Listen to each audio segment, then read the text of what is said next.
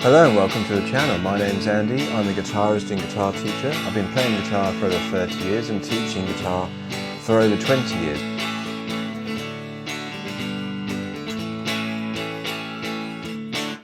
Hi, welcome to the channel. My name's Andy. In this lesson I'd like to show you the Beatles' Twist and Shout. It's an absolute classic. I think it's on their first record. So it's a great example of a song on using 3 chords, and there's a few little single note riffs we can add to it as well to make it a bit more interesting. And if you're just starting out, you just get into the guitar, a good way of getting your fingers working and playing some things around the guitar to get your fingers working, and you develop some technique. You're not just strumming static chord shapes, which is great. You know, it's good to develop good rhythm skills and hold chord shapes, but you also want to get the fingers stronger and more nimble. It's good to develop a technique and have the coordination between the 2 hands when you're playing some single notes, and this is a great song to develop some of those techniques. So the chords we're going to use are D major, G major and A major. So they should be very familiar if you just started learning. They might be a little bit slow to change. Just make sure you can go quickly from D to G. There's no similar fingers, everything has to change, but use your first finger, second finger, third finger for D. I like this version of G. Second finger, third finger, little finger. There are other ways of playing it, but this is one I would always recommend a beginner to learn first. And then A major, put your first finger in the middle because then it makes it quicker to change to get back to D, and that's a very common change to go from A to D. So keep that finger in the middle on the G string, second finger above on the D, third finger below on the B. So you got D, and the form is 2 beats on D, 2 beats on G, a whole bar of A, 4 beats on A. So if you're struggling to change your chords, just be really patient with yourself and just slow things down. And obviously the longer you have between chords, the easier it is to move your fingers. So do 1 strum, leave a pause, 1 strum, leave a pause, and then you might do 2 on the A because you've got 2 extra beats on that one. So 1, 2, 3, 4. But anytime you're learning a song and moving chords together, you need to count some sort of rhythm and have some sort of time, so it puts you under a bit of pressure to move your fingers between those chords. So if you can move those smoothly with 1 strum, add another strum. And just strum on every beat. 1, 2, 3, 4. 1, 2, 3, 4. In the song, the rhythm would be something like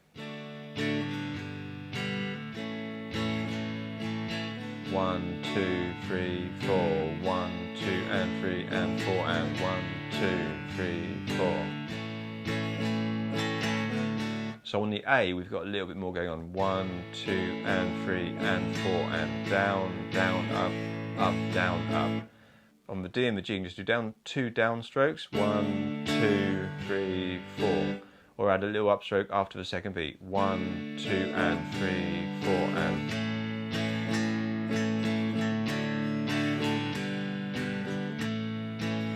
But obviously the more strums you do, you're shortening the amount of time there's nothing going on to move your fingers.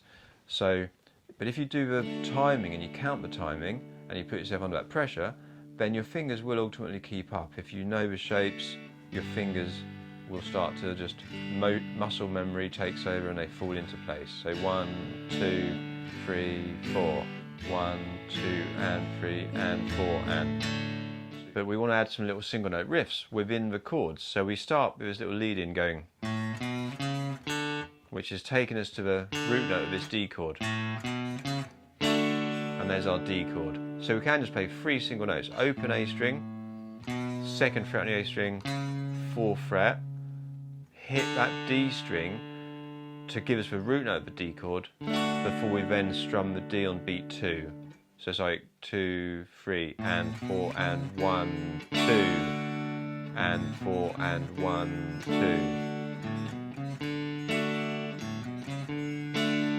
And then we can leave a pause, just do it on beat 2, straight into that G chord. Then to the A. So this time we're going to go 1 and 2 and. So we go.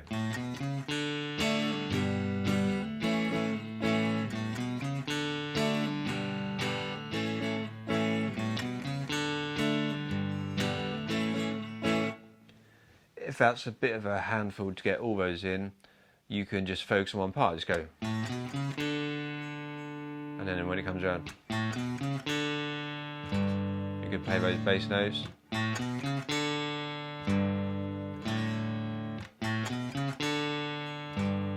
And if you've got a friend or maybe your teacher or someone else who plays guitar, one of you can do the chords and one of you play the single note riff. And just alternate, take it in turns. But ultimately it's something you can play as one guitar, and it sounds quite nice to kind of get the two parts.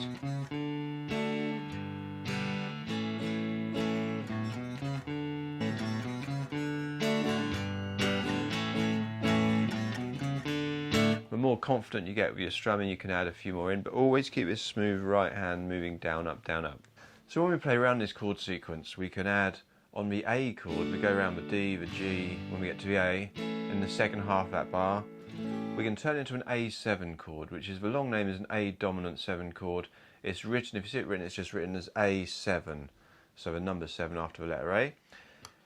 A simple way to voice it for this song, because we want to make the 7 really obvious and really clear, is just to play an A as normal, then add our little finger on the 3rd fret on the E string, and we get this lovely jangly, and really emphasise that note. If we don't emphasise that note, we're still just playing an A chord. So you can just really get that on your strumming. So when we play the the D, and we go to A,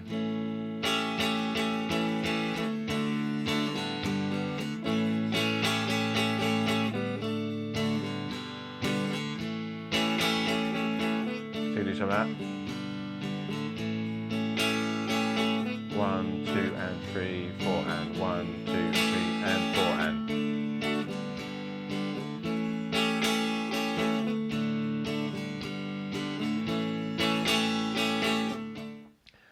So when we add the A7 chord, make sure you emphasise it. We can keep our strumming the same, but we can just really, we can be a little more aggressive on the A7 to really make it janglier.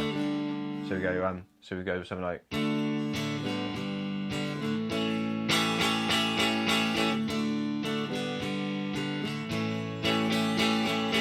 Where we do down strokes or down up strokes, be aggressive with it, jangly, not so aggressive we snap strings. So when we play this variation of the A, make it an A7. Make sure you hear that note on top. Whether you're doing down strokes or down up strokes, we want that note to be the most obvious note on top.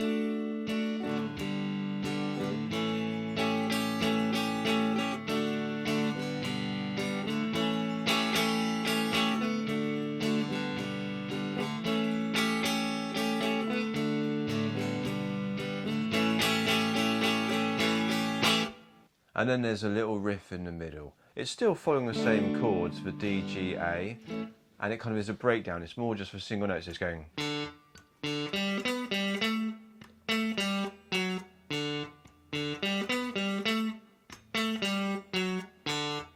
So it's the open D string, open G string, 3rd finger with the 4th fret on the G, back to the open G, to the 2nd fret on the G string, and then it's like a little scale run down, 2nd fret, open, 3rd finger with 4th fret on the D string this time, back to our D note.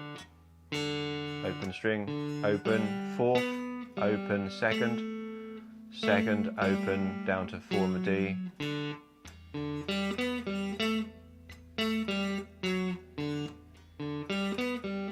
So I'm tending to use this hand to mute those notes a little bit, to keep them a bit short and snappy.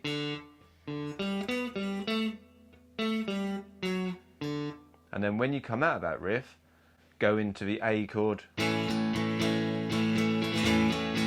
build up that strumming. A7. Back into your.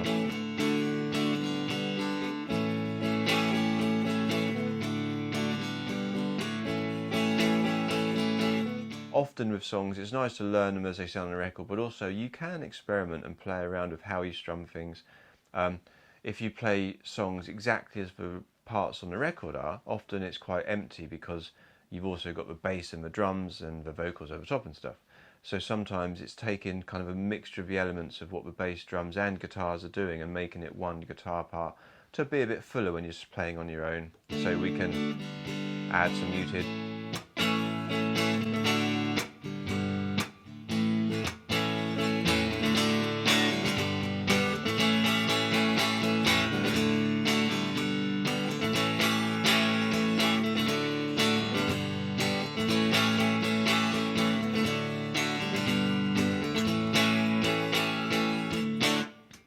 Hopefully this song's helped you with linking these chords together, D, G and A.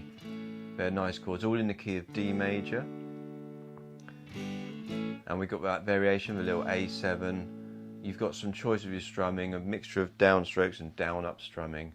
And it's a great song to play along with, a good jamming song.